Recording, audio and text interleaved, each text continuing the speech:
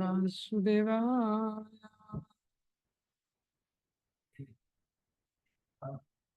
ओम नमो भगवते वासुदेवाय।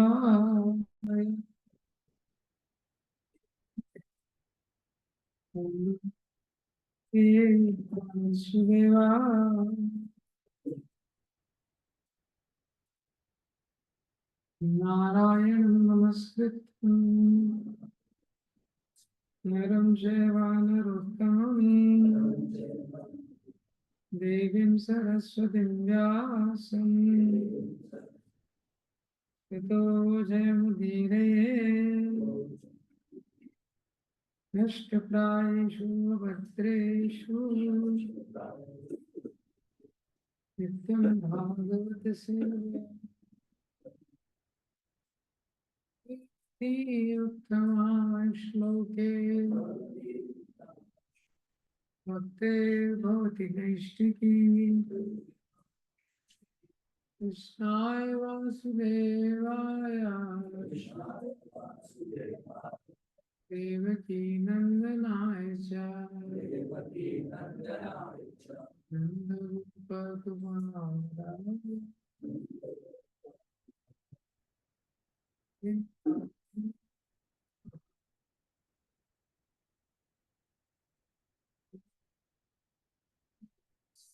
ज्ञानाञ्जनश्लाघ्ये चक्षुरुन्मिलितं येन तस्मै श्रीगुरवे नमः। श्रीचैतन्यं कृष्णं स्थापितं येन भूतले स्वयं उपदामयं ददाति स्वापदान्तिकम्। वन्देऽहं श्रीगुरुं श्रीयुतापदकं श्रीगुरुं वैष्णवांश श्रीरूपं साग्रजातं नाथं विकन्तं सजीवं सावधितं सावधूतं परिजनासहितं कृष्णचैतन्यदेव श्रीराधा कृष्णपादां सगदा ललिता श्रीविशाखान्वितांश नमो विष्णुपादाय कृष्णवेदाय भूतले श्रीमते भक्तिवेदान्त स्वामी नमस्ते सरस्वते देवे गौरवाणी प्रचारिणे निर्विशेष शून्यवादी पाश्चात्यदेशतारिणे। नमो महावदन्याय कृष्ण प्रेम प्रदायते कृष्णाय कृष्ण चैतन्य नामिने गौरकृष्णे हे कृष्ण करुणा सिंधु दीनबंधु जगत्पते गोपेश गोपिका कांत श्री राधा कांत नमोस्तुते तप्त कांचन गौरांगी श्री राधे वृंदावने विश्वसुते देवी प्रणमामि हरिप्रिये वाञ्छाकल्पतरुभ्यश्च कृपा सिन्धुभ्यश्च कृपावलेभ्यो वैष्णवेभ्यो जय श्री कृष्ण चैतन्य नित्यानंद श्री अद्वैत गदाधर श्रीवासादि हरे कृष्णा कृष्णा कृष्णा हरे हरे।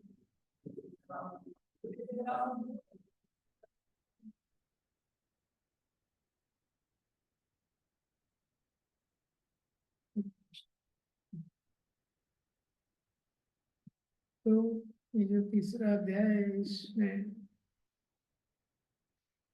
छठवें श्लोक में भगवान बताते हैं इस प्रकार से कर्मेन्द्रियाणि संयम्या या आस्ते मनसा स्मरण इंद्रियार्थान मूढ़ात्मा मिथ्याचार से उच्यते।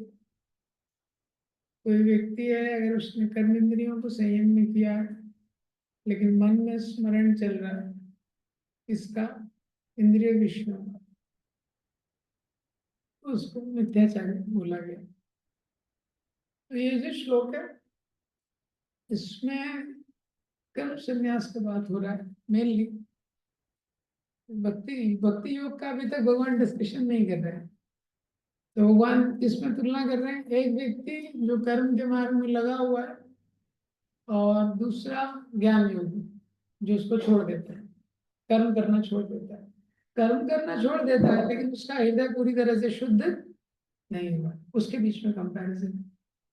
तो उसके अगले श्लोक में, जो 8th श्लोक है, उसमें उसकी तुलना कर रहे हैं ऐसे व्यक्ति से जो इस संसार में कर्म में लगा हुआ है। यस्तु इंद्रियाणि मनसा, बोलिए, यस्तु इंद्रियाणि मनसा नियम्य प्रवृत्ते अर्जुन कर्मेन्द्रिया कर्मयोगम असक्ता सा विशिष्यते। तो बता रहे हैं, तो मतलब उसकी जगह एक ऐसा व्यक्ति, एक तो ये व्यक्ति है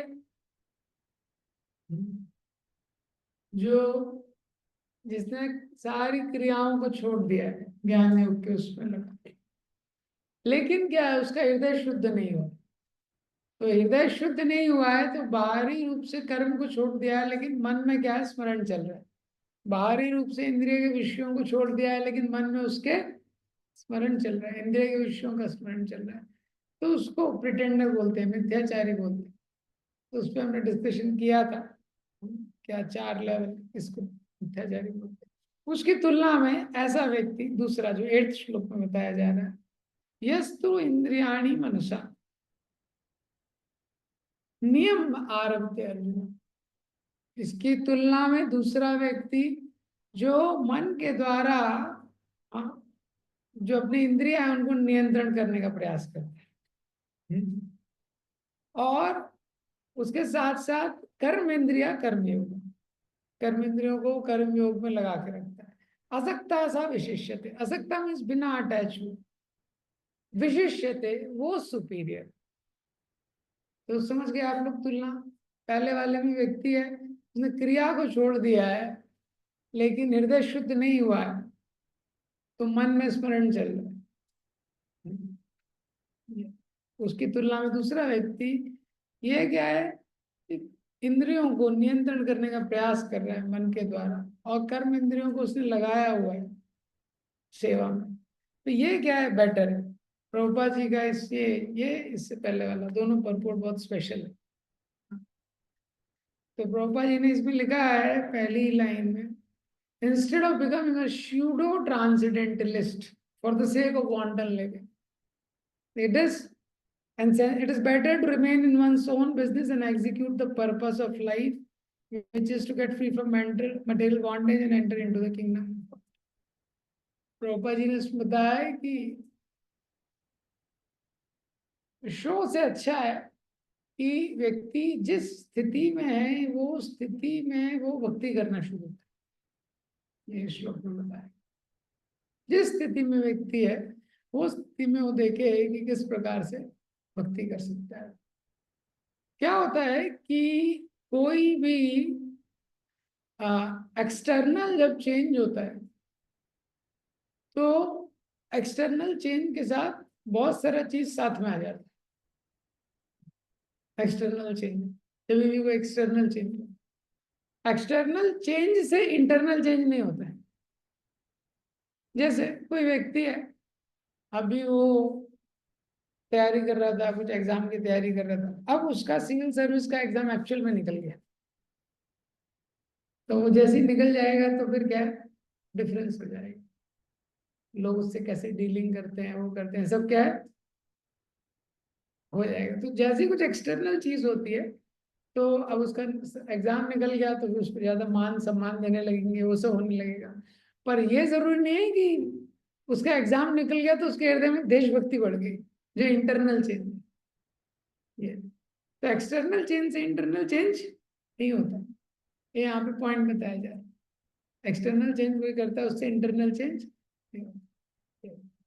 तो इसीलिए ये बताया जा रहा है कि जिस भी स्थिति में व्यक्ति है, अगर वो एक्चुअली अपना बेस्ट दे रहा है, अपनी कर्म इंद्रियों को लगा के रख रहा है, हाँ, और कंट्रोल करने का प्रयास कर रहा है अपने सेंसेस को माइंड के द्वारा, वो बेटर है। वो क्यों बेटर है? क्योंकि उसके लिए डेंजर कम है। एक ये कारण, क्योंकि अगर कोई इंगेज नहीं रहता, हाँ, और प्योर नहीं है, तो एब्जॉर्ब होना बहुत मुश्किल है ये, तो उससे गलती होने का चांसेस ज्यादा है। लेकिन क्या है, वो सेवा में एंगेज है, ये व्यक्ति सेवा में एंगेज है, और साथ में अपने सेंसेस को भी प्योरीफाई करने का प्रयास कर, इसीलिए तो ये बेटर है। इसीलिए इंगेजमेंट में बहुत स्ट्रेस है शास्त्रों में। शास्त्रों में बहुत इंगेज है, कोई व्यक्ति क्या है ना, फ्री नहीं रहना चाहिए, कोई फ्री नहीं रहना चाहिए। और एक्चुअल में जो 4 आश्रम दिए गए हैं, ब्रह्मचारी, गृहस्थ, वानप्रस्थ, तो देखिए ब्रह्मचारी आश्रम में वो जाता है, ब्रह्मचारी आश्रम में एंगेजमेंट है उसके लिए, गुरु के आश्रम में सेवा में लगा हुआ है, ठीक है। फिर उसके बाद वो श्लोकों का उच्चारण करता है, मंत्रों का उच्चारण करता है, ये भी एंगेजमेंट है। उसके बाद शास्त्रों का अध्ययन करता है, फ्री नहीं है वो। उसके बाद वो या तो डायरेक्ट कंटिन्यू करेगा उसी आश्रम में, अगर उसका हृदय शुद्धिकरण हो गया और उसको साक्षात्कार, नहीं तो गृहस्थ आश्रम, गृहस्थ आश्रम में कितना एंगेजमेंट है, हाँ, बहुत एंगेजमेंट है गृहस्थ आश्रम, करेक्ट। नौकरी करो, ये करो, घर को देखो, उसके बाद बच्चे वगैरह, परिवार, रिश्तेदार, इतना एंगेजमेंट। गृहस्थ आश्रम में व्यक्ति प्रवेश करता है सुख प्राप्त करने के लिए नहीं, साक्षात्कार प्राप्त करने के लिए। जो साक्षात्कार उसको ब्रह्मचारी आश्रम में प्राप्त नहीं हो पाया, वो गृहस्थ आश्रम में प्राप्त करना चाहता है। क्या है वो साक्षात्कार? कि ये संसार के भोगों में रस नहीं है, ये साक्षात्कार उसको प्राप्त करना है। इसके लिए वो गृहस्थ आश्रम में एंट्री करता है, और गृहस्थ आश्रम में एंट्री करता है, उसमें इतने सारे नियम। गृहस्थ आश्रम के ऊपर बाकी 3 आश्रम टिके हुए हैं, ब्रह्मचारी, वानप्रस्थ, संन्यास। उसको दान देना, बाकी 3 आश्रम को मेंटेन करना, ये गृहस्थ का जिम्मेदारी है, गृहस्थ का जिम्मेदारी। तो वो इतना मेहनत से पैसे कमाता है, उसमें से उसका टैक्स कट जाता है, उसके बाद उसको डोनेशन देना उसका जिम्मेदारी है, उसको डोनेशन भी देना होता है, दान देना होता है, ये। उसके बाद रिलेटिव्स, ये वो, ये सब मेंटेन करो, कितना झंझट है, बहुत झंझट है उसको। उसके बाद घर में आके वो सब हैंडल करो, वाइफ को मैनेज करो, बच्चों को मैनेज करो, रिलेटिव्स को मैनेज करो, और कितना भी मैनेज करने के बाद सब डिससेटिस्फाइड रहते हैं। तो ऐसे जब वो बहुत गृहस्थ आश्रम में अपने कर्तव्यों को करता है, तो उसके हृदय में साक्षात्कार आ जाता है। अब उसके साथ क्या है, केवल यही नहीं करता है, वो भी माला करता है, उसको भी शास्त्र पढ़ना होता है थोड़ा, उसका भी कर्तव्य है, माला भी करे, साथ में कुछ सुने भी, थोड़ा शास्त्र भी पढ़े, विग्रहों की सेवा करे, अतिथियों की सेवा करे, कितना है।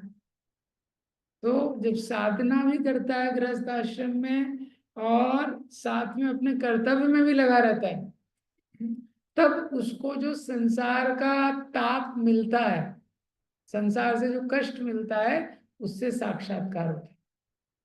ये कॉम्बिनेशन से, केवल कोई व्यक्ति गृहस्थ आश्रम में है और उसको दुख मिल रहा है, दुख तो मिलेगा ही, उससे साक्षात्कार नहीं होगा उसको। When the sadhana is tight and the seva is tight and the attitude is proper, then the realizations are awarded. तो जब व्यक्ति अपने समय का बेस्ट उपयोग कर, तो उसका साधना भी टाइट है, साधना के लिए भी प्रयास कर रहा है बहुत मुश्किल से, और दिन भर सेवा में भी लगा हुआ है, जॉब में, परिवार की सेवा सब। और ये सब करते हुए एटीट्यूड भी सही है उसका, हृदय में भागना, भावना है भगवान मुझे अपनी भक्ति दीजिए, मेरी भक्ति दीजिए, तो भगवान साक्षात्कार देते हैं कि संसार में कुछ नहीं है। जब डिस्कनेक्ट होता है, फिर कनेक्ट, फिर वो वानप्रस्थ में एंटर करता है। इतना सब करने के बाद जो रियलाइजेशन आता है, तो वानप्रस्थ में एंटर करता है। 50 के बाद 51 से मतलब 1, जब वानप्रस्थ में एंटर करता है, तो वहां पे बहुत ज्यादा एक्टिविटी नहीं है उसकी, फिजिकल एक्टिविटी। हाँ, क्यों? अभी तक प्योरीफाई हो चुका है, अभी तक थोड़ा प्योरीफाई हो चुका है। लेकिन आप देखेंगे वानप्रस्थ में ऑस्टेरिटी बहुत सीवियर है। वानप्रस्थ का अगर वर्णन देखेंगे, उसकी ऑस्टेरिटी बहुत सीवियर है। वो कुकिंग नहीं कर सकता, चूल्हे पे कुकिंग नहीं कर सकता, शेविंग नहीं करना है, जैसा है तो बस वैसे ही रहना, तो सिस्टम, बाल बढ़ रहा है, जटा बढ़ रहा है, चलने दो, शेविंग नहीं करना है। पेड़ से कोई नीचे गिर गया फल तो उठा लो, तोड़ने ओड़ने का प्रयास नहीं करना। इतना सिंपल लाइफ दिया है। और उतना तपस्या दिया है कि थोड़ा बहुत जो ट्रेस बच गया, क्योंकि गृहस्थ आश्रम में आदत रहती है ना उसकी बोलने की, थोड़ा चाय लेके आओ, थोड़ा ये लेके आओ, थोड़ा जूस लेके आओ। तो वानप्रस्थ में इसलिए तपस्या दिया गया, थोड़ा उसको अलाइन करेंगे। तो इसीलिए हमारे स्टेज पे ये जो 7th श्लोक है, ये इम्पोर्टेंट श्लोक, कि हम अपने आप को सेवा में, हमको देखना है, इसलिए फ्री नहीं रहना चाहिए, हम अपने आप को सेवा में एंगेज रखें। ये तो सेवा होनी चाहिए, नहीं तो साधना होनी चाहिए। सेवा होनी चाहिए, नहीं तो साधना होनी चाहिए। फ्री टाइम नहीं होना चाहिए। फ्री टाइम में ही मिस्टेक होगा, फ्री टाइम में मिस्टेक हो जाएगा, टाइम वेस्ट करेंगे। और आप देखेंगे फ्री टाइम में ही कॉन्शियसनेस डाउन जाता है। क्योंकि अगर आप किसी चीज में एंगेज हैं तो मन वहां लगा हुआ है। आप कुछ ग्रंथ पढ़ रहे हैं तो मन वहां लगा हुआ है, जप कर रहे हैं मन वहां लगा हुआ है, ऐसा। कुछ सेवा कर रहे हैं तो भी आपका माइंड एंगेज है। जैसे ही आप फ्री हो गए, तब फिर चार चर्चा होगी पूरे इंडिया में क्या चल रहा है, वहां क्या चल रहा है, तो वहां पर चल पाओगे, उससे कॉन्शियसनेस डाउन आएगा। इसलिए योजना बना के अपने आप को एंगेज रखना ही बहुत इंपॉर्टेंट चीज है। तो ये तीन चीजें देखिए, समुद्र मंथन का जो लीला है उसमें यही सिद्धांत भगवान पुष्ट करके बता रहे हैं। तो समुद्र मंथन की लीला में पूरी लीला आप देखते हैं, वो लीला का विश्लेषण की कोई कुछ कर नहीं सकता है बहुत ज्यादा। देखा आपने, भगवान ने, लेकिन देवताओं को भगवान ने बोला आप दानवों के साथ संधि कीजिए, दानवों के साथ संधि करने चले गए। उसके जब भगवान ने बोला ये क्षीर सागर का मंथन करना है, दूध का सागर है, इसका मंथन करना है। अभी तक इससे पहले सागर का मंथन किसी ने सोचा नहीं। सागर का मंथन किससे करेंगे, वो मंदराचल पर्वत, हाँ, उसको लेके आओ। तो देवता इतने शक्तिशाली देवता हैं, पूरा यूनिवर्सल एडमिनिस्ट्रेशन देखते हैं। और भी शक्तिशाली दानव है, ये दोनों कंबाइंड होके। लेकिन आप पूरी लीला में देखेंगे ये लोग कुछ भी नहीं कर पाए, कुछ भी नहीं कर पाए एक तरीके से। Is it not? उनको बोला मंदराचल उठा के लाओ तो उठा ही नहीं पाए ये, और पूरे दानव देवता मिलके नहीं उठा पाए। तो जीव जो है वो वैसे भगवान पे पूरी तरह से निर्भर है, बहुत निर्भर है। एक जगह भगवान बोलते हैं मत्ता स्मृति ज्ञानम अपोहनम च, अपोहनम मतलब भूलना। महाराज बोलते हैं भूल भी नहीं सकता भगवान के बिना, याद रखना छोड़ो, भूल भी नहीं सकता है भगवान की कृपा। तो सारे देवता और दानव जाते हैं, नहीं उठा पाते ये, लेकिन फिर भगवान का स्मरण करते हैं। तो भगवान का स्मरण करते हैं तो फिर क्या है, भगवान आ जाते हैं। फिर गरुड़ जी उठाते हैं। अब इस पूरी लीला में आपको पता है, जैसे जैसे लीला जाती है हर स्टेप पे भगवान है। भगवान ही मंदराचल को ट्रांसपोर्ट करते हैं, भगवान पूर्व अवतार के रूप में आते हैं। हाँ, भगवान 3 गुणों के रूप में आते हैं। इस पूरी लीला में कई अवतार लिए भगवान ने, धन्वंतरी, मोहिनी। इस पूरी लीला में दानव, दैत्य, दानव जो है, दैत्य और देवता दोनों एफर्ट कर रहे हैं। अब बस इतना अंतर है कि जो देवता है वो अलाइन कर रहे हैं, जैसा भगवान बोल रहे हैं वो वैसा करते हैं। देवताओं के मन में भी इंजॉयमेंट का डिजायर है, तभी तो कर रहे हैं ना वो, तभी वो इस लीला में लगे हुए हैं। उनको भी अमृत चाहिए, ऐसा। लेकिन क्या है, भगवान से अलाइन कर रहे हैं, इसीलिए उनको डेमिगॉड बोला गया। और जो दैत्य है वो भी उतनी मेहनत कर रहे हैं। हाँ, लेकिन भगवान बोलते हैं ये पकड़ो, तो वो बोलते हैं हम क्यों पकड़े पूछ, मुंह पकड़ेंगे हम। हाँ, हम पूछ क्यों पकड़ेंगे। तो उनका वो स्टाइल ये, अमृत आ गया तो चलो इस पे झपटो, बोलते हैं हम क्यों वेट करें डिस्ट्रीब्यूशन के लिए। तो अगर व्यक्ति इंगेज रहे, कर्म इंद्रिया करनी होगी, अपनी कर्म इंद्रियों को इंगेज करके रखे भगवान की सेवा में, और थोड़ा उसका एटीट्यूड सही है, तो उसका शुद्धिकरण होने लगता है। थोड़ा अगर उसका एटीट्यूड सही है तो उसका क्या है, शुद्धिकरण होने लगता है। तो इसी लीला में सब कुछ करने के बाद फाइनली देवताओं को ही मिला। सारा। और देवता भी, देवताओं का इंद्रिय तृप्ति का डिजायर है, इसी तरह से ये संसार में सेंस ग्रेटिफिकेशन का डिजायर है जीव में। लेकिन हमको साइंस पता होना चाहिए कि वो शुद्ध कैसे हो। हाँ, कर्म इंद्रिया कर्म योगम मतलब क्या है, जब भगवान से कनेक्ट करेंगे तभी वो शुद्ध होगा। कोई भी हमारा डिजायर है, अगर उसको डाउटेल नहीं किया भगवान के संबंध में, तो प्यूरिफाई नहीं होता है। जैसे मैं आपको पहले भी एग्जाम्पल बताया था, एक बार मेरे फ्रेंड थे वो पहले, तो आ, एक डिवोटी है, उनके पर्सनल सर्वेंट है, प्रभु जी है, पर्सनल सर्वेंट। तो उनको क्या है, वो टेस्ट का बड़ा शौक, कुछ भी टेस्टी चीज है। तो राय शंकु के साथ सेवा करते थे, मेरे ही फ्रेंड है। तो क्या है, प्रभु जी कहीं जाते थे, उनको कहीं प्रसाद मिल गया, लोग देते हैं ना टेम्पल में, महाप्रसाद मंगल भोग लॉर्ड का ये सब, ये। तो एक दो बार प्रभु जी को प्रसाद मिला, उनके सर्वेंट ने रूम में रखा, फिर किसी को बांटना था प्रभु जी को, देखा कुछ कुछ गायब हो गए पेड़े डब्बे से। प्रभु जी ने पेड़े कैसे गायब हो गए। फिर एक दो बार, एक बार ऐसे ही जा रहे थे तो ट्रैफिक सिग्नल के वहां रुके, तो कुछ चिक्की रखते थे प्रभु जी, पहले चिक्की होती है ना, चिक्की क्या बोलते हैं यहाँ पे, है ना, चिक्की। तो वो जैसे बेगर्स को देने के लिए, कोई बेगर्स आ गए ना, तो एक ट्रैफिक सिग्नल पे रुका उनका व्हीकल, बैगर आ गया एक मांगने के लिए भिखारी, तो बोला इनको वो दे दो, चिक्की दे दो। तो उसमें कोई खत्म हो गई। तो बोला खत्म कैसे हो गई। तो उनके सर ने बताया, अरे पूछो तो, मैं भूख लगी तो मैं खा ली। तो उन्होंने फिर उतारे थे, उन्होंने क्या किया, तुम्हें पता चले इसको, इसका नीड है। हाँ, इसको भूख लगती है, प्रसाद लेना कुछ इसका नीड है। तो वो टेम्पल जब लौट आए, तो टेम्पल से फिर जब भी ट्रैवल करते थे, हम पुजारी को बोल के रखा था वहां जाकर, इसको थोड़ा ड्राई महाप्रसाद देना। हाँ, ड्राई महाप्रसाद इसको दिया करो। तो ड्राई मतलब महाप्रसाद उनको बोला ये रखा करो हमेशा। बोला ये चिक्की है, क्योंकि ये किसने बनाई है, ऑफर हुई है नहीं हुई है, उसको पूरी डिटेल नहीं पता है मास के लिए, ठीक है। तो वही नीड है, क्या नीड है, टंग का नीड है एक, टेस्ट करना। लेकिन अगर व्यक्ति वो नीड को थोड़ा डाउटेल करेगा, चलो जैसे मुझे मैंगो शेक पीना है, लेकिन मैं भगवान को अर्पण करके पीऊंगा, तो सेंसेस की जो डिजायर है एंजॉय करने की, वो कम होगी, वो पता नहीं चलता है। वो साइंस है, वो पता नहीं चलता है।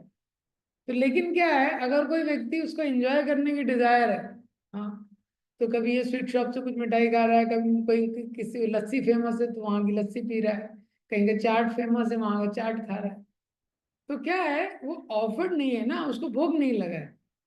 तो क्या है, वो इंद्रियां और वाइल्ड होती जाएंगी। सेम चीज है। हाँ, वो खाने का उसका डिजायर है, ऐसे हर इंद्रिय ऐसे ही काम करती है। तो जो व्यक्ति है निरंतर प्रसाद खा रहा है, एटलीस्ट उसका ये संकल्प है कि प्रसाद ही मैं लूं, भगवान को भोग लगा के लूं। बाहर से भी कभी उसने कुछ फ्रूट लिया, कुछ लिया, भगवान को भोग लगाता है ये। तो ये संकल्प क्या है, वो फ्रूट तो खा ही रहा है, जो उसको खाना है खा तो रहा ही है, फिर भी लगभग लगभग थोड़ा बहुत अरेंज करके। लेकिन क्योंकि वो भगवान को भोग लगा के खा रहा है, धीरे धीरे धीरे इसकी इंद्रियां शुद्ध होती जाएंगी। दूसरा जो व्यक्ति है जो बिना भोग लगाए खा रहा है, धीरे धीरे इसकी इंद्रियां वाइल्ड होती जाएंगी। हाँ, वो वेज से नॉन वेज पे कब जाएगा, नॉन वेज से क्या क्या खाना शुरू कर देगा, वो पता नहीं चलेगा ऐसा। तो इसीलिए साइंस को समझना है कि भगवान के साथ एंगेजमेंट बहुत बहुत अंतर होता है। ये जैसे कोबरा है, एक कोबरा है, उसके जो बोलते हैं ना, उसकी टीथ निकाल दिए। मालूम है आपको, कोबरा बहुत डेंजरस रहता है। कोबरा, उसका विष बहुत खतरनाक रहता है। वो कोबरा है, उसके दांत निकाल दिए। दूसरा कोबरा है, उसके दांत है, देखने में कैसे लगते हैं, दोनों सेम लगते हैं। दोनों फन निकालेंगे एकदम वैसे ही लगेगा, है ना, सेम लगेगा। लेकिन एक क्या है, अभी डेंजरस नहीं है, वो इधर उधर कुछ भी करेगा, कुछ होगा नहीं। उसके दांत निकल गए, दांत के माध्यम से विषाक्त। इसी तरह से जो सेंसेस हैं, जितना हम भगवान की सेवा में लगाते हैं उतने जैसे शुद्ध होते हैं। तो the poisonous teeth of the senses of enjoying mentality they are cut off. वो धीरे धीरे कटे। इसीलिए आप देखिए, हम भक्ति में आने लगते हैं तो विचार कीजिए, जब भक्ति में आने लगते हैं कैसे पुरानी कुछ इच्छाएं छूट जाती हैं। पहले कोई भी एक मैच नहीं छोड़ते थे, इंडिया पाकिस्तान हो, इंडिया ऑस्ट्रेलिया हो, बांग्लादेश का हो, किसी के तो कोई मैच नहीं छोड़ते थे, कोई मूवी नहीं छोड़ते थे, कोई नई मूवी रिलीज हुई, कुछ हुआ, कुछ नहीं छोड़ते थे पहले ये। लेकिन अभी भक्ति में आने के बाद कितना चेंज हो जाता है या, और कितना पार्टी बाहर खाना, ये करना वो करना। तो हमको लगता है, सोचते नहीं हम लोग उस पर ज्यादा। एक ऐसा है, भक्ति का साइंस है, वो काम करता है। हाँ। और पहले ऐसे व्यक्ति रहता है, ड्रेस के लिए कितना कॉन्शियस रहता है। हाँ, हर पार्टी में अलग, हर इसमें अलग, हर फंक्शन में अलग, जूते अलग, ड्रेस अलग, सब कुछ कितना हो रहा है। डिवोटी बनने का कितना सिंपल हो जाता है उसका लाइफ। हाँ, बोलना पड़ता है भैया चप्पल नहीं जूते पहन जाओ कम से कम कॉलेज, हमको बताना पड़ता था। एआईटी में सेशन लिया उससे ऊपर। हाँ, हमारे ड्यूटी को तिलक लगा के ही चले आते थे। हाँ, हमारा कॉलेज अलग था। हाँ, कुछ पता ही नहीं उसको, नीचे कौन सा पैंट है, ऊपर कौन सी शर्ट है, इतना भी डिटैच हो जाते हैं। तो बेसिकली ये क्या होता है कि जैसे जैसे प्योरिफिकेशन होता है, प्योरिफिकेशन भगवान के साथ डाउटेल करते हैं, उतना जो पॉइजनस मेंटालिटी है कि इंजॉय करना है इस संसार में, इंजॉय करना है, ये क्या है, अपने आप प्योर होती जाती है, प्योरीफाई होती जाती है। तो फोर्सफुली व्यक्ति नहीं छोड़ सकता है। इसीलिए साइंस है, प्रभुपाद जी ने इतना सुंदर साइंस दिया। अगर ये कल्चर नहीं दिया होता तो बहुत मुश्किल होता व्यक्ति के, अगर ये कल्चर नहीं दिया होता। इसलिए आप देखिए बहुत सारे मंदिर में एंगेजमेंट नहीं है, तो एंगेजमेंट नहीं है तो क्या करेगा व्यक्ति। हाँ, एंगेजमेंट जहाँ पे नहीं है तो बड़ा मुश्किल है उसको एंगेजमेंट। प्रभुपाद जी ने मंदिरों को भी इस तरह से बनाया, इस तरह से मंदिर का नियम रखा, इस तरह से उत्सव सेलिब्रेट करने का वो रखा, जिससे लोग एंगेज हो। ये नहीं तो कोई साधारण व्यक्ति आप उसको बोलो शास्त्र पढ़ो, शास्त्र पढ़ो, उसको कुछ ज्यादा समझेगा ही नहीं। कितनी देर तक शास्त्र पढ़ सकता है, कितनी देर तक वो जप कर सकता है, ये बहुत मुश्किल है। लेकिन आप देखिए इसको, हजारों लोग इंगेज हो जाते हैं। जैसे कोई बड़ा टेम्पल है, उसमें हजारों लोगों के लिए इंगेजमेंट है। हाँ, 25-30 लोग तो माला ही बना रहे हैं, कितना इंगेजमेंट रहता है। हाँ, 10-15 लोग सब्जी काट रहे हैं। हाँ, 10-15 लोग क्लीनिंग में लगे हुए हैं, वो हमेशा इंगेजमेंट बना रहे हैं। तो हमको इस यहाँ पे संसार में रहते हुए ये देखना है, कर्म इंद्रिया कर्म योग, कि एटलीस्ट हम लोग जो भी कर रहे हैं उसको भगवान से कनेक्ट करें, भगवान से कनेक्ट करके करें। तो उन चीजों को अवॉइड करना है जो जिनका भगवान से संबंध नहीं। तो क्या होता है, विशिष्ट है, ये सुपीरियर है, क्योंकि इसमें क्या है, वो कर्म में लगा हुआ है। तो कर्म में क्योंकि इंगेज है तो मन में गलत स्मरण नहीं होगा, और धीरे धीरे शुद्धिकरण होता रहेगा।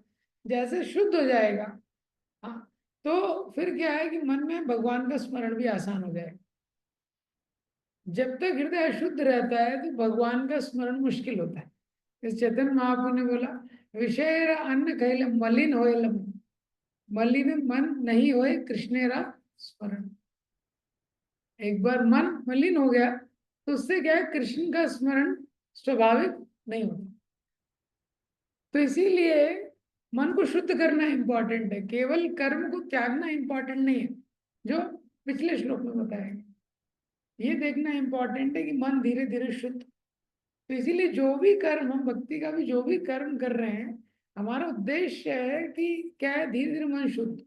और जब मन जैसे जैसे शुद्ध होगा तो वो स्मरण आसान होगा। अभी जैसे नाम जप करते हैं, कुछ करते हैं, तो कितने विचार आ जाते हैं, क्योंकि मन अभी पूरी तरह शुद्ध नहीं है। मन पूरी तरह शुद्ध नहीं, इंद्रियां पूरी तरह शुद्ध नहीं। तो इसीलिए क्या, बहुत सारे विचार आते हैं, भगवान को छोड़ के बाकी सारे विचार आ जाते हैं। ये करना है, वो करना है, कैसे करना है, वैसे करना है। तो इसमें दो पॉइंट इंपॉर्टेंट है। पहला, इंद्रियों को इस तरह से इंगेज करना है कि वो शुद्ध हो। दूसरा, इंद्रियों को और कंटामिनेशन से बचाना है। ये दो महत्वपूर्ण चीज। देखिए, रूप, रस, शब्द। रूप होता है, हर इंद्रिय का विषय है। आंख का विषय रूप है, जीवा का विषय रस है, हाँ, नाक का विषय गंध है, कान का विषय क्या है, शब्द है। इसमें रूप, रस और शब्द, ये तीन महत्वपूर्ण है, शुद्धिकरण के दृष्टिकोण से भी और अशुद्ध करने के दृष्टिकोण से भी। जैसे आंख है, जिस रूप को पकड़ लेती है, जिस रूप को ग्रहण करती है, वो जल्दी भूलती नहीं है। ये तो व्यक्ति को ध्यान रखना चाहिए, आंख से, आंखों के माध्यम, चक्षु के माध्यम गलत चीजों को दृश्य में आना, ये क्या है, कंटामिनेशन ऐड करता है। तो कोई भी व्यक्ति है, इसलिए भगवान के मंदिर में जब कोई आता है, साधारणतः देखिए, कोई साधारण व्यक्ति किसी बड़े मंदिर में आ रहे हैं, ज्यादा समय तक भगवान को देख नहीं पाते। देखा आपने, भगवान का दर्शन आप स्टॉप वॉच लें, 10 सेकंड में नहीं देख पाएंगे। क्यों? इतना गलत रूप का उसने दर्शन किया है। अब वो आंखें अशुद्ध हैं, वो भगवान के रूप में नहीं टिकती है। ये तो अभी जो पास्ट है उसको छोड़ दीजिए, अभी देखना है कि ये दृष्टि में और आंखों में और क्या कंटामिनेशन ऐड नहीं कर रहे, क्योंकि जितना कंटामिनेशन रहेगा, शुद्ध चीज के प्रति उतना आकर्षण कम रहेगा। तो भगवान को देख के उतना आकर्षण नहीं होगा।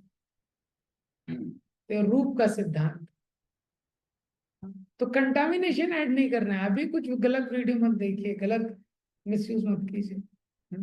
इसी तरह रस का सिद्धांत है, रस, हाँ, जितना अवॉइड करेंगे, जीवा का विषय क्या है, रस, हाँ, तो जितना अगर अनऑफर्ड ले रहे हैं हम धीरे धीरे, उससे हमको पाप तो लग ही रहा है, हाँ, और उतना प्रसाद हमको अप्रिशिएट भी नहीं कर पाएंगे। ये दूसरा चीज, जैसे किसी व्यक्ति ने बहुत कुछ खाया है, तो वो भूख ही नहीं है, तो भोजन को क्या अप्रिशिएट करेगा। ये तो ये रस का भी विषय है। और उससे अगर हम अनऑफर्ड खाएंगे, उसके प्रति टेस्ट बढ़ते जाएगा। कंटामिनेशन तो ऐड हो गई, उसका टेस्ट भी बढ़ते जाएगा। ये उससे अटैचमेंट हो जाएगा, उसको छोड़ना मुश्किल होगा। छोटा से छोटा कोई चीज व्यक्ति खाने लगता है, तो फिर क्या, उससे रस, रस भी बहुत प्रबल चीज है इस संसार, रस। इसीलिए देखिए, किसी सिटी में, हर शहर में कोई ना कोई दुकान वाला, वो वाला फेमस होता है ना, दही बड़े वाला, जोशी बड़े वाले, ऐसे कुछ कुछ रहता है। तो वहां पे भीड़ लगी रहती है, वहां पे लोग आते हैं दूर दूर से। ये रस खींचता है व्यक्ति। तो ठीक है, जीवा से टेस्टी खाना है, भगवान को ऑफर करके खाई। और इसी तरह शब्द है, तीसरा चीज शब्द। तो जीवा से अगर भगवान का प्रसाद खाएंगे अच्छे से, बहुत प्योरीफाई करेंगे, भगवान के रूप का दर्शन और शब्द, जो शब्द हम सुन रहे हैं, तो जो वीडियो रहता है उसमें रूप भी रहता है, शब्द भी रहता है। तो डबल इंजन का इफेक्ट करता है। हाँ। इसलिए जो YouTube पे कुछ शॉर्ट शॉर्ट वीडियो देखते हैं, आपने किसी एक थीम पे देख लिया, घुस जाएगा दिमाग। और फिर वो वीडियो जिस तरीके से बनाया गया है, वैसी भावनाएं क्रिएट होंगी।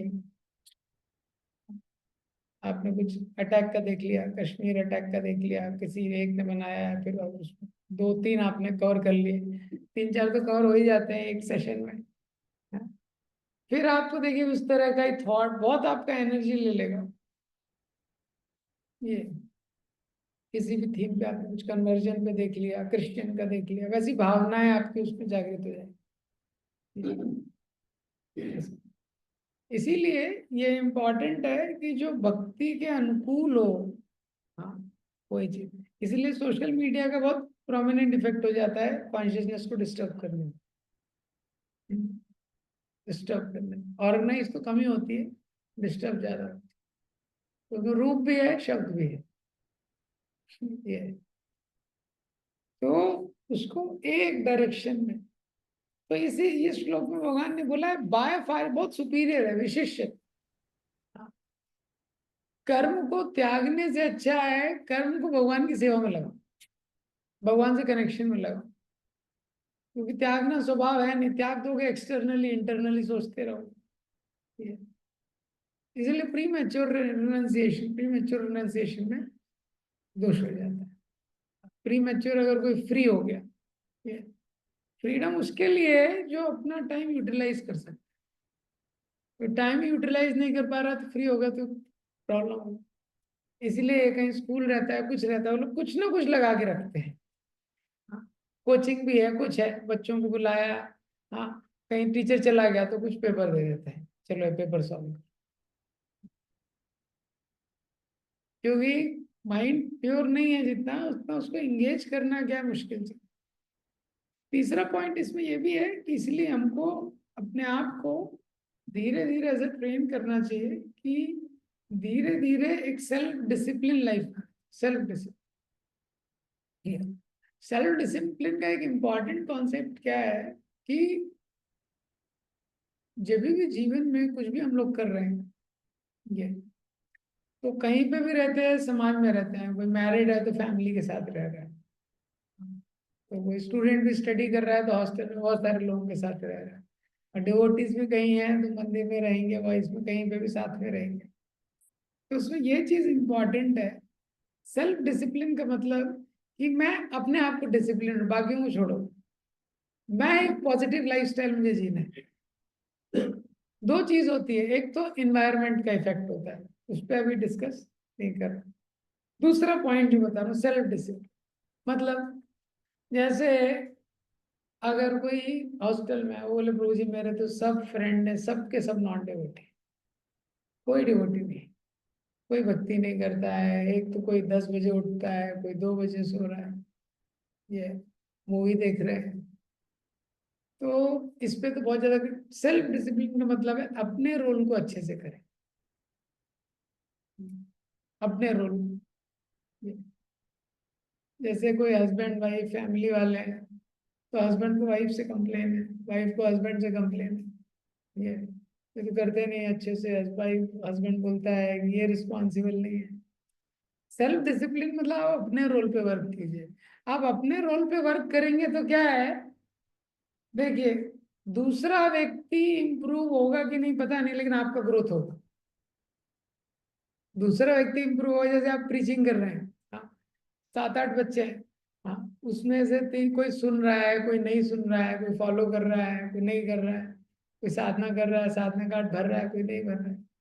आप करते रहिए, तो आप करते रहेंगे अगर अपनी लाइफ में उसको implement, so whether that person improves और नॉट, यू विल ग्रो। ये प्रिंसिपल है, आप जरूर ग्रो करेंगे। तो सेल्फ डिसिप्लिन क्या है, सेल्फ के ऊपर, अपने ऊपर वो डिसिप्लिन लगाया जाता है, दूसरे के ऊपर नहीं।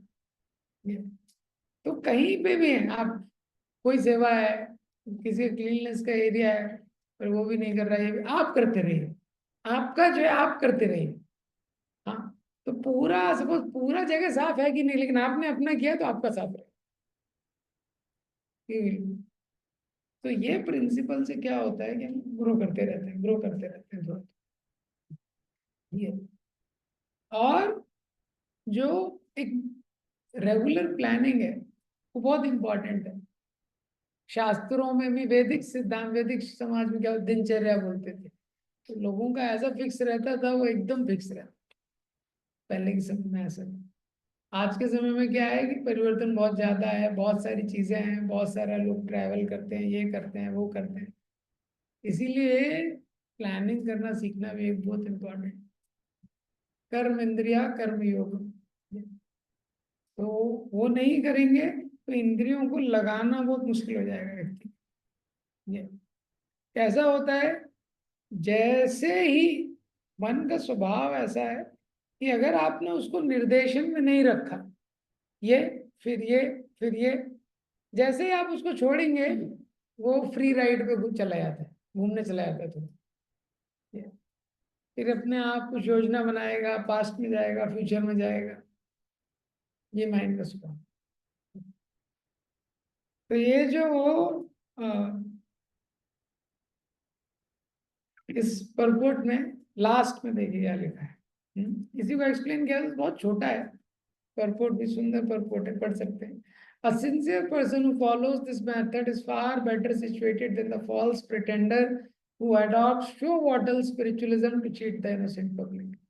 A sincere sweeper in the street is far better than the charlatan meditator who meditates only for the sake of making a living. तो प्रभुपाद जी का बहुत फेमस लाइन है कि सिंसियर स्वीपर, सिंसियर व्यक्ति है, स्वीपर है लेकिन सिंसियर है, वो अच्छा है। और प्रभुपाद जी इसके बहुत विरोध में थे, किसके? To make a show and make a living. जैसे कोई भागवत कथा कर रहा है, उसमें पैसे ले रहा है, इस सब के प्रभुपाद जी बहुत विरोध में थे, उसी को लिखा है। उसको जो धर्म को जो आजीविका का साधन बना लेते हैं, उसके बहुत विरोध में शिल प्रभुपाद जी थे। तो धर्म का आचरण करना है। अब धर्म का किसी ने वो ड्रेस चेंज कर ली और अब उसको यूज कर रहा है, वो किसके लिए? आजीविका के लिए, तो वो अनहेल्दी। ओके, टाइम हो गया। Anybody any comments, questions on this? Yes yes बोल। हाँ, साधना टाइट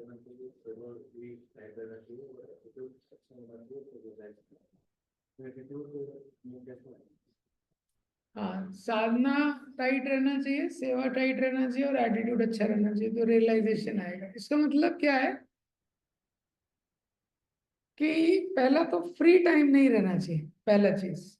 हाँ, दूसरा चीज कि व्यक्ति अलर्ट है, एटीट्यूड में एक अलर्टनेस होना चाहिए कि मेरे पास साधना है या सेवा है, कुछ टाइम वेस्ट करने के लिए अलर्ट रहता है व्यक्ति।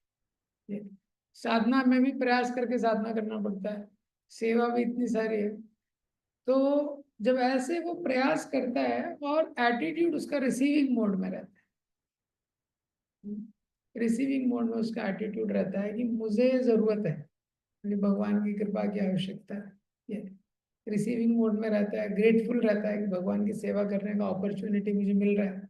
ये तो क्या होता है, उसका ये प्रयास देख के रियलाइजेशन भगवान देते हैं। रियलाइजेशन जीव के हाथ में नहीं है, वो भगवान देते हैं। लेकिन देते कब है? जब देखते हैं कि वो प्रयास कर रहा है, जब देखते हैं वो प्रयास कर रहा है।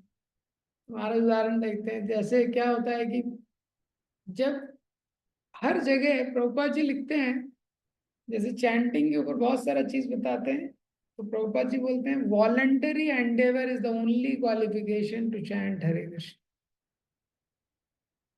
वॉलंटरी एंडेवर, इसका मतलब क्या है? जैसे आप चैंटिंग कर रहे हैं तो चैंटिंग में थक गए, थके हुए हैं, कुछ है, थोड़ा नींद आ गया, तो कुछ हो गया, और चैंटिंग कर रहे हैं, माइंड इधर उधर जा रहा है, तो वॉलंटरी एंडेवर, जो प्रयास कर रहा है, नहीं मुझे मंत्र सुनना है। हाँ, नहीं तो बीड बैग लेके भी सो जाते हैं लोग। हाँ, तो कई लोग कंफर्टेबली भी सो जाते हैं, एकदम पूरा सो जाएंगे उसको बीड बैग को लेके। ये मतलब वो एंडेवर ही नहीं कर रहा है ना। हाँ, तो वॉलंटरी एंडेवर व्यक्ति जो कर रहा है, तो जब एटीट्यूड हमारा, भगवान देखते हैं कि प्रयास कर रहा है जो एक कर सकता है, बाकी जो नहीं कर सकता है भगवान करते हैं, ऐसे ही होता है। 10.10 का परपोर्ट है, 10.10 भगवद गीता। तेषां सततयुक्तानां भजतां प्रीतिपूर्वकं ददामि बुद्धि योगम तम येन मामुपयान्ति ते। उसमें भगवान बोल रहे हैं इसका क्या क्वालिफिकेशन है? सतत युक्ता नाम, वो कॉन्स्टेंटली इंगेज है। हाँ, मतलब अपना पूरा एफर्ट डाल रहा है, प्रीति पूर्वकम, उसका एटीट्यूड अच्छा है। बस ये दो चीज है।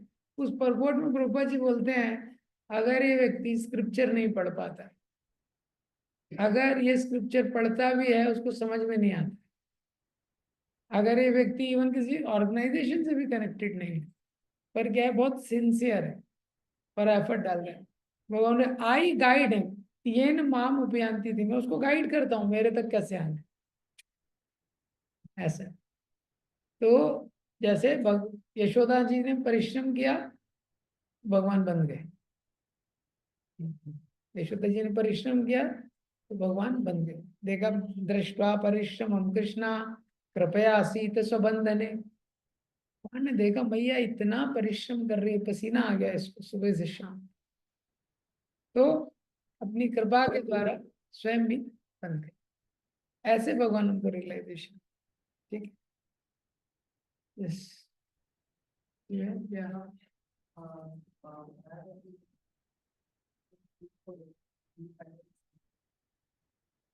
क्या हाँ,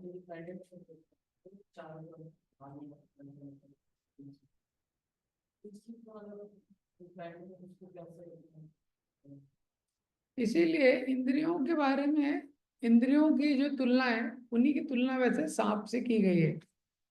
भगवत गीता में देखेंगे 2.59 60, इन सब परपोर्ट्स में 2.58। तो योगी की क्या परिभाषा दी गई है, प्रभुपाद जी ने तात्पर्य में लिखा है, yogi is one who can engage his senses as per his plan. तो पहला पॉइंट है प्लान होना चाहिए। हम योगी हैं कि नहीं वो तो छोड़ो, पहले प्लान तो होना चाहिए। फिर दूसरा है प्लान के अकॉर्डिंग एंगेज हो। तो इसलिए क्या होता है कि जो सेंसेस हैं, सेंसेस को अगर हम छोड़ देते हैं, हाँ, सेंसेस का के लिए अगर कोई एंगेजमेंट नहीं है, तो क्या होता है, इंद्रिया नाम ही चरता, इंद्रिया चरने निकल जाती है। जैसे गाय रहती है ना, गाय को कोई ग्वाला लेके जाता है, तो छोड़ दिया तो चरने अपने अपने डायरेक्शन में निकल जाते। यन मनो अनुविधीयते, उसमें से जिसमें मन भी लग गया, इंद्रिया अलग अलग विषयों में चल रही है, आंखों से कुछ देख रहा है, कान से कुछ सुन रहा है, और उसके बाद मन जिसका अनुसरण करने लगा, जिस इंद्रिया, बस तदस्य हरति प्रज्ञा में बुद्धि को भी लेके चला जाता है, तो बहुत टाइम वेस्ट होता है। जैसे आंख से आप एक वीडियो देखने लगे, बहुत कुछ चल रहा है, कुछ म्यूजिक भी चल रहा है बैकग्राउंड में, हाँ, और आप कुछ खाने भी वाले हैं, लेकिन आंख से एक वीडियो देखने लगे, अब वीडियो देखने लगे उसमें मन भी लग गया, अब फिर आप देखिए कई घंटे आपके वेस्ट हो जाएंगे। आपको पता है पढ़ाई करनी है, इतने, एक एक नाम कितना महत्वपूर्ण है, इसमें नाम जप भी किया जा सकता है, शास्त्र अध्ययन भी किया जा सकता है, लेकिन क्या है, तदस्य हरति प्रज्ञा, फिर वो इंटेलिजेंस को लेके चले जाता है। इसलिए हमेशा प्लान रहना, प्लानिंग करना बहुत इम्पोर्टेंट। हाँ, कि कैसे समय को व्यतीत करना है, उसका एक प्लानिंग होना चाहिए। ये प्लानिंग करने के बाद जब आप भगवान से प्रार्थना करेंगे और मॉर्निंग प्रोग्राम आपका अच्छे से होगा, तो उससे आपको वो शक्ति मिलेगी कि वो प्लानिंग को इम्प्लीमेंट करना है। ये प्लानिंग नहीं करेंगे तो क्या है, ज्यादा दिक्कत होगी। प्लानिंग करने के बाद भी इंद्रियां इधर उधर जाएंगी, आंख ने कुछ रूप देख लिया, कान ने कुछ शब्द सुन लिया, लेकिन माइंड में ये भी रहेगा ना, ये करना है, तो इतना डिस्टर्ब नहीं करेंगे। जैसे कोई व्यक्ति है, कार लेके जस्ट निकल गया रोड पे, आज मौसम अच्छा है, वो कैसे चलाएगा कार, इधर उधर 180 डिग्री एकदम देखते हुए, यहाँ वहां सब, हाँ।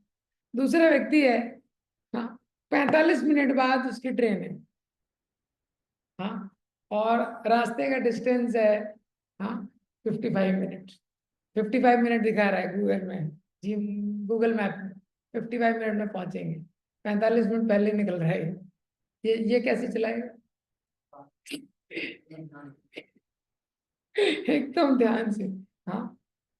तो ऐसा होता है, प्लानिंग से थोड़ा फोकस मिलता है, माइंड को एक डायरेक्शन रहता है।